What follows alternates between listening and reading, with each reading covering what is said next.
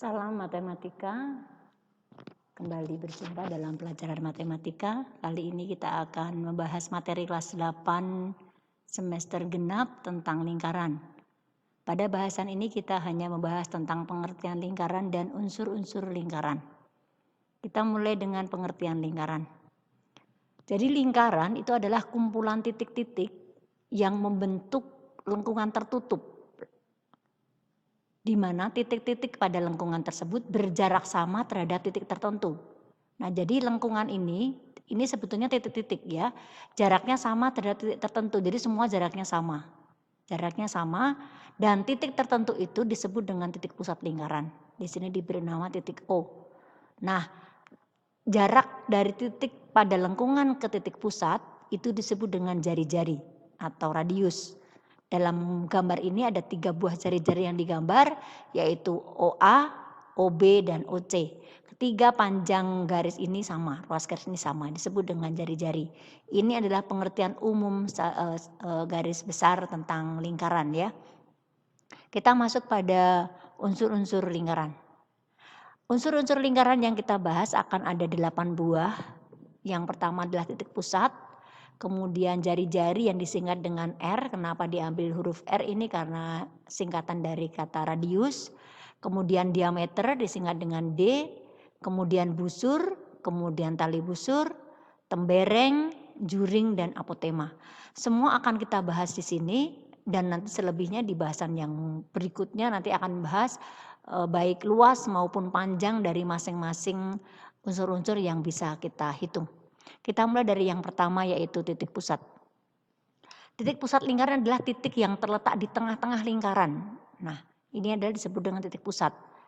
Nah, biasanya titik pusat itu sering dinamakan dengan O atau boleh juga menggunakan huruf yang lain misalnya P atau apapun huruf yang lain juga nggak apa-apa. Hanya pada umumnya orang sering memberi nama dengan O atau P. Nah, untuk membuat lingkaran ini yang paling benar saat kita mengerjakan untuk dalam perhitungan matematika itu membuat lingkaran harus menggunakan jangka. Kenapa harus menggunakan jangka?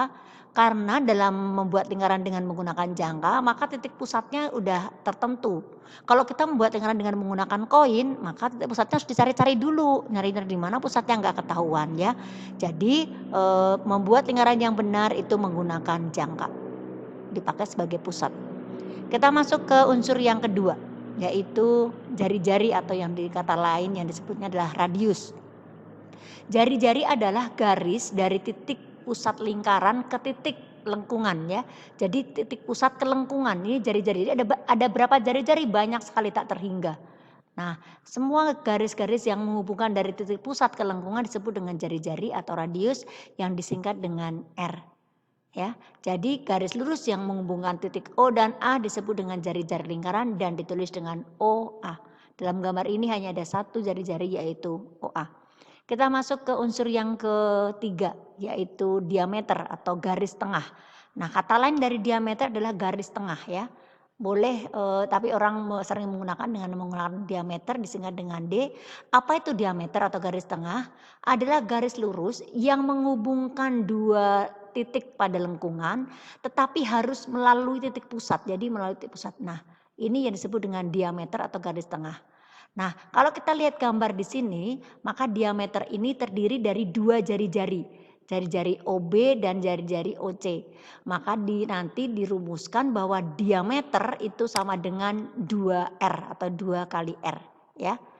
Maka di sini BC sama dengan OB tambah OC, OB itu R, OC juga R. Jadi nanti saat kita sudah mulai perhitungan, maka kalau ada rumus yang menggunakan D, kita boleh saja diganti dengan R, tapi digantinya bukan dengan R saja, tapi D diganti dengan 2R. Karena diameter panjangnya 2 kali jari-jari. Itu hubungan antara diameter dan jari-jari. Masuk pada unsur yang keempat. Unsur yang keempat adalah busur. Pasti kalian sudah sering mendengar kata busur dalam olahraga panah. Nah, busur itu biasanya kalau dalam olahraga panah itu terbuat dari kayu atau besi ya. Busur. Nah, busurnya itu yang kayunya, yang besinya itu busur, lengkungan. Nah, maka dikatakan busur lingkaran adalah garis lengkung yang terletak pada lengkungan lingkaran dan menghubungkan dua titik sembarang di lengkungan tersebut. Ya, jadi menghubungkan dua titik pada lingkaran. Nah, di sini ada banyak titik nih, 1, 2, 3, ada 3 titik pada lengkungan. Maka di sini juga akan ada banyak lagi busur. Yang kita soroti di sini biar mudah, saya beri warna kuning, itu adalah busur AC. Nah, ini busur AC diberi warna kuning dari A ke C. 2 titik pada lengkungan ini busur AC, maka bentuknya lengkungan seperti ini. Menulisnya pakai seperti ini. Jadi ini itu dibacanya dengan busur AC. Udah ada busurnya di atasnya ya, busur AC. Nah, kenapa di sini dikasih warna kuning dengan hitam? Nah, ini yang hitam yang ini, nih yang dari sini sampai sini, ini hitam. Oke ya, ini hitam. Nah, si hitam ini juga busur dari A menuju C. Jadi sama dengan A dengan C yang di bawah ini. Tetapi, nah ada kata tapinya, kalau kita menyebutkan si AC saja, busur AC saja, maka yang dimaksud adalah yang warna kuning atau yang disebut dengan busur kecil. Jadi kalau busur AC, kalau nggak ada keterangan apa-apa berarti maksudnya adalah busur yang kecil AC. Sedangkan kalau kita mau menunjukkan busur yang besar ini, yang AC tapi yang di atas yang warna hitam, maka kita harus menggunakan kata pelengkap yaitu busur besar. Maka si AC ini namanya sama AC, tapi ada kata busur besar AC, ya. Jadi ini busur AC saja atau yang kecil, ini busur besar AC. Kalau AC besar dan AC kecil ini digabungkan maka menjadi keliling lingkaran. Oke, ini tentang busur ya. Kita masuk pada unsur yang kelima yaitu tali busur. Nah, dalam panah, nah tadi ada busur, ada tali busurnya. Biasanya talinya dari elastis ya. Nah, tali itu yang lurus. Jadi ini busur. Tadi ada busurnya ada AC, mungkin juga ada AB ini juga busur, BC juga busur. Nah, maka talinya yang lurus ini. Nah, maka di sini tali busur adalah garis lurus. Jadi bedanya cuma ini saja. Kalau tadi garis lengkung, sekarang garis lurus. Garis lurus yang menghubungkan sama 2 titik pada lengkungan lingkaran. Ini ada titik A, titik C. Ini adalah tali busur AC. Garisnya lurus ya. Jadi tidak perlu diberi lengkungan di atasnya. Garis lurus AC. Nah, dalam gambar ini ada 2 buah tali busur yaitu AC dan BC. Kenapa BC disebut tali busur? Karena B dan C juga terletak pada lengkungan. Cuman BC ini adalah tali busur yang istimewa. Kenapa istimewa? Karena melalui titik pusat. Karena melalui titik pusat dia punya 2 nama. Jadi BC itu bisa disebut dengan tali busur. Si BC juga bisa disebut dengan garis tengah atau diameter. Nah, dengan kata lain bahwa tali busur yang melalui titik pusat disebut dengan diameter. Kalau kita mau menghitung panjangnya, maka diameter ini adalah tali busur yang paling panjang dari semua tali busur yang terbentuk dalam lingkaran ini. Maka kalau ada pertanyaan, siapakah tali busur yang paling panjang? Tali busur yang paling panjang adalah diameter. Ya, jadi dalam gambar ini ada 2 tali busur.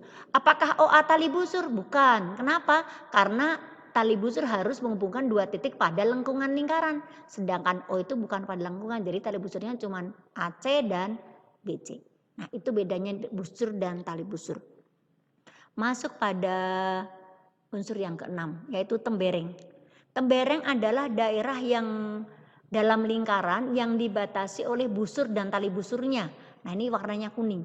Jadi ini ada busur yang AC, busur AC, ini ada tali busur, maka ada warna kuning. Ini disebut dengan tembereng.